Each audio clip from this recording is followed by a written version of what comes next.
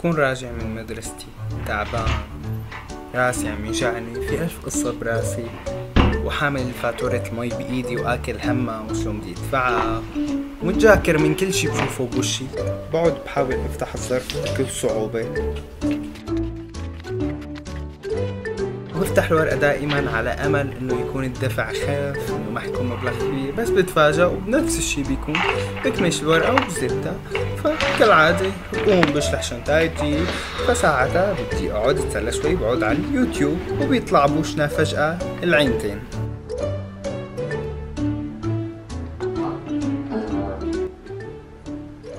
ما بعرف ليش حبيت اعمل هذا الفيديو، بس الفيديو رح يكون سيرة ذاتية عن حياتي الشخصية.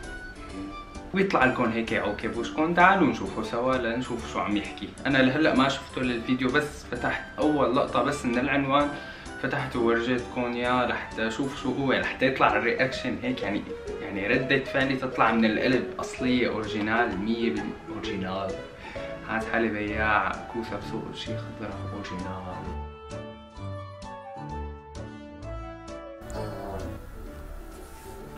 ما بعرف ليش حبيت اعمل هذا الفيديو، بس وانا ما بعرف ليش. الفيديو رح يكون سيرة ذاتية عن حياتي الشخصية. يا وسيرة انت لسه عمره 12 سنة. بس انتظر حتى يجي حدا مبدئيا. انتظر حبيب قلبي انتظر، بس لا تطول. الفيديو اللي رح احكي فيه حاليا رح احكي فيه عن سيرة حياتي، رح احكي فيه عن شو الصعوبات اللي عديتها شخصيا، ورح اعرض مشكلتي للعالم.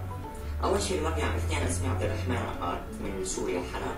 عقاد عقاد بس حافظة دينيا، تعرضت لكثير مشاكل حياتية ونفسية، واضطريت اني اغادر من سوريا لتركيا، استقريت بتركيا تقريبا فترة 3 سنين. لا يا قطة. وبعدين طلعت من تركيا لألمانيا، وطلبت اللجوء من هونيك على هالمكتب على اني هوموسيكشوال.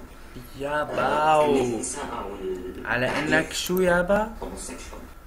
شو على انك شو؟ هوموسيكشوال. يرحم جدتك. ماشي، هاي الكلمة على فكرة أنا براهنكم إنه متعلمها بألمانيا، وقت وصل لألمانيا تعلمها، أكيد ما كان بيعرفها وقت كانت بسوريا. كانت كثير صعبة، كانت ضايقتني كثير. هلا هي أكيد بتضايق، من جهة المضايقة خلينا بعدين بقولكم طبعا صعبة وبتضايق. وقت اللي اعترفت لأهلي ضربوني، كسروا لي التليفون تبعي بحجة إني مشان أحكي مع البوي فريند تبعي. الشو؟ البوي فريند تبعي. الشو؟ البوي فريند. يرحم جدتك لما كانت تمشي بالحارة حافي، يرحم جدتك. ماشي، البوي فريند، البوي اخ يا ربي نحن شو عاملين لربنا حتى. كان ضرب من حيث لا أعلم. ما هو بالبيت طبعا مشاكل صارت معي، أزموا لي نفسيتي. يا خي لا تأزموا له نفسيته يا اخي هذا بيعرف بالهومو سكسويش حوالي تمي حتى، هذا يعني حرام تأذوا له نفسيته. قسما بالله انت ذبحك. اضطريت حتى اني حاولت اني انتحر اكثر من 9 مرات. إلاء يعني ماشي، فهمنا انك مغضب وعاق واكل هوا بالمرة، كمان 9 مرات يعني وحمار كمان يا اخي. والله ما بدك 9 مرات لحتى القصة تزبط اخي، مثلا 9 مرات. حاولت انتحر بتركيا ومرتين حاولت انتحر بألمانيا. اضطريت اني اغادر من تركيا. مين الجحش اللي انقذه؟ جيبوا لي اياه هلا بدي افهم مين الجحش اللي انقذه. اكيد لو بيعرفه كان يمكن هو اللي دفشه او هو اللي قتله. مين الجحش؟ التعنيف اللي شفته والرفض الاجتماعي والنفسي والمعنوي اللي لا ترفضوا يا اخي. كان الموضوع كثير صعب اني احكي فيه، ما بينحكى. وبعد ما جيت لألمانيا وقدمت لجوء على هندسة، بس طبعا أنا كشخص ما بتخبى ولا إصبعي. والله لا حياة مش حياتي، أو سوي حالي أنا شخص نورمال، بس أنا شخص مش نورمال. بشكل عام المسلمين جنسيا اثنين بشر طبيعيين. ما بده يلف على إصبعه، وإجا وقدم طلب على هالأساس. أول شي بحب لكم هذا الشاب يا أصله لبناني يا خيي، طبعا مع احترامي للبنانيين، يعني ليكن احنا بدي ناقشكم بقصة قبل ما نكمل مع هذا الحثالة. ليش نحن هيك لما نقول شغله مثلا نقول مع احترامي للبنانيين مثلا انه مفكر وكأنه اذن لانك تحكي بعدها شو ما بدك على اللبناني، او تكون عم تحكي مع الزلمه لو مع احترامي لإلك بس انت حمار. شو هاي؟ بس لا عن جد مع احترامي للبنانيين ما بقصد شي بهالحكي كتير، كمان لا كتير تشدوا على ايدكم يعني على هالكم واحد يلي بينشد الظهر فيهم لبنانية، وبس الباقي كله حط ايدك المهم قال شو ما بيلف على اصبعته، ما بيلف على شو اصبعته، تمام. اخي هذا مبين ما يعني الله العليم هذا ماله سوري، هذا افغاني متعلم عربي وجاي مشان ياخذ اللجوء.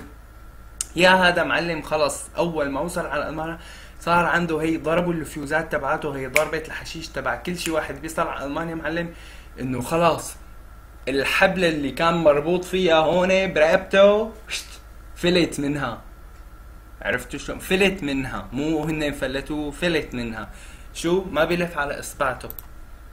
حق اي حدا بفوت يتدخل بحياة اشخاص ثانيين. انا تعرضت لمشاكل حياتية مشاكل حياتية احطوا لي اياها بين قوسين.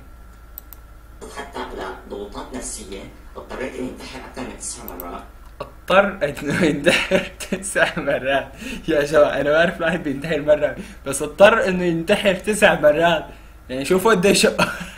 فهمت عليك 9 مرات انتحر. بسبب مجتمع بيثبت حقوق الاقليات بالمجتمع. معلم شو هي حقوق الاقليات؟ حقوق اللي تلقوا بصرماين. ايوه لحالي لانه بصلوا باسم الدين، مجتمع بيقتل باسم الدين، مجتمع بيحارب اي فئه بالمجتمع بسبب مجتمع ركزولي حكى الفهمان، مجتمع بيحارب اي فئه بالمجتمع. نحن بنحارب نفسنا ولا ايه؟ كمل يستر عرضك، انا لعيت نفسي وما كان يخلص الفيلم. اللي بطلبه من ما بعرف اذا هذا الفيديو رح ينتشر او لا، اخر همي ما بتفرق معي. وصلت لمرحله تصالح مع النفس. تصالحت لك كله تخبيص ما بعرف شو بدي احكي، شو عم بيخبص هاد؟ ما شوي ما بعرف بده ينتشر او ما بده ينتشر، ما انت طالع وعم تحكي وعم تتباهى بهالشي مشان تنتشر. لا تقنعني بانه انت هلا طالع حبيب قلبي وانت انه ما بدك تنشهر، انه انت بس طالع بدك تحكي تشارك وجعك مع الناس. ما مين عم تحكي، ما انت عم تحكي على مجموعة عرب تمام، يعني كلهم يلي بدهم يشوفوك بدهم يمسحوا الارض فيك. يعني شو طالع عم تحكي؟ والله لو عم تحكي على شي مجموعة ألمان كنا قلنا لحنا انه الشاب عم بيواسي جروحه مع الألمان وهي، بس انه طالع عم تحكي مع العرب واخر شي عم تقلي انه انا ما بدي انشهر كمل اخي بس ما حطول كثير. وعرفت مين انا ومين بكون. انا ما اختصرت الطريق. انا مش طبعا اكيد ما حدا بيرضى ان يكون جاي بمجتمع محافظ. اعترفها اسمعوا يعني انت بتعرف انك جاي، يعني الجاي ما يعني انت معترف انك جاي تبع يا رب يدخلك، بس انه مجتمع محافظ وهي تمام بيرفض هذا الشيء وبيرفض. فرجاء ما تقولوا هذا الموضوع اختياري. انا تعرضت لمشاكل نفسيه وجسديه، حاولوا اكثر من شخص يقتلني هون بالمانيا، يغتصبوني بالتعنيف يلي حاول اكثر شخص يضربوا بالمانيا ويقتلوا، وتعرض لمشاكل حياتيه. تذكرتوه قبل شوي وقت قال مشاكل حياتيه، وهو كتير شاب كيوت يعني وبياكل سنيكرز. حطوا له اشتراك وسبسكرايب لا تنسوها. مواجهته بتركيا وبتركيا يعني الشاب عايش بكذا بلد. بآخر فترة قبل ما أعمل هذا الفيديو يعني بعد ما عرفوا أهلي طبعا بعد آخر مشوراتي يعني وصلوا لباقي العائلة طبعا، واللي ما بهتم أنا آخر همي أنا آخر شخص ممكن أهتم بحكي العالم. فاضطريت اني احظر الكلام وبلش افتح صفحه جديده بحياتي، ويلي اذا عندي شيء يجي ياخذه. انا موجود بسويسرا موجود بالمانيا، يفتحوا علي قضيتين تهمه نشر البفله تبعي تفيرست، ما عادت تحسن تكمل. عرفتوا شلون تسمعوا لهذا؟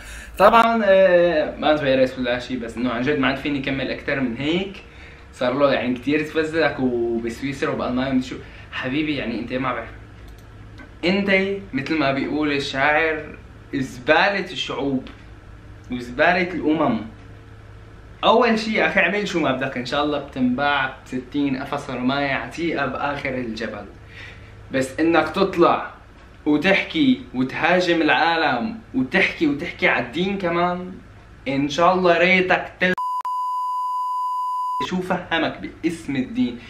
انت شو فهمك بالدين وشو فهمك بالقصص وقاعد يحكي بتقتله باسم الدين وهي، انت شو فهمك طالع عم تحكي وبتتاكل زبالة العالم. المشكلة لما تصل لهون لاوروبا بيصيروا شو؟ هذا خلاص بيكون طق مخه من الفرحة انه وصل لهون، مخه ما عاد بيستحمل، ما عاد بيستوعب انه هو وصل على اوروبا. فما هي اللي بدها تشلح حجابها، هي اللي بدها استغفر الله العظيم، وهذا اللي بده شو ها لسه كل يوم والتاني بيطلع لنا واحد. شو ها هلا انا الشغله هلا الغايه من هذا الفيديو بتعرفوا شو هي؟ اول شيء انا مو ضد انه يكون الواحد ماشي بده يصير هون مش يروح ينباع بالعزاء، ماشي، ما حدا حينضر، تمام، بس انه يطلع يوسخ على العالم يلي هي ما لها من تكشته، يعني انا ما بعرفها. انا بمجموعه عرب بينطل لي واحد عم يحكي على العالم، تمام، وعم يحكي على المجتمع. اوكي انت المجتمع مو عاجب، بس انت لك مين انت؟ من انتم؟ كله عمرك 12 13 سنه، مين انت طالع عم تحكي تتفزلك بهالعالم؟ لك وقال شو عم يحكي على الدين كمان. لك قسما بالله نحن من قفا هي العالم الزباله اللي على قولة اسعد وجوده زرنطيطه، نحن هيك صار فينا. نحن من قفا هي العالم الزرنطيطه يلي طلعنا من البلد بسببها ويلي خربوا ابوها للبلد. عرفتوا ليش نحن هون هلا؟ عرفتوا ليش هيك صاير بالبلد وشو عم بيصير بالدنيا؟ من قفا هيك عالم يلي مو بس باعمار صغيره واعمار كبيره كمان، كله اشكال الوان. اللي بدي اقوله هلا بترجاكم، كل شخص عم يشوف هذا الفيديو بدي اقول لك بس شغله وحده، يلي انت قاعد باوروبا هلا لا تنسى الوعود يلي اعطيتها لربك وانت كنت بالبلم. هي الوعود يلي قعدت تعطيها لربك لا تنساها بس، تمام؟ ما حقول شيء اكثر، يعني عن جد الله يلطف في اخرتنا، بس هيك بقول انا تحياتي لكم جميعا.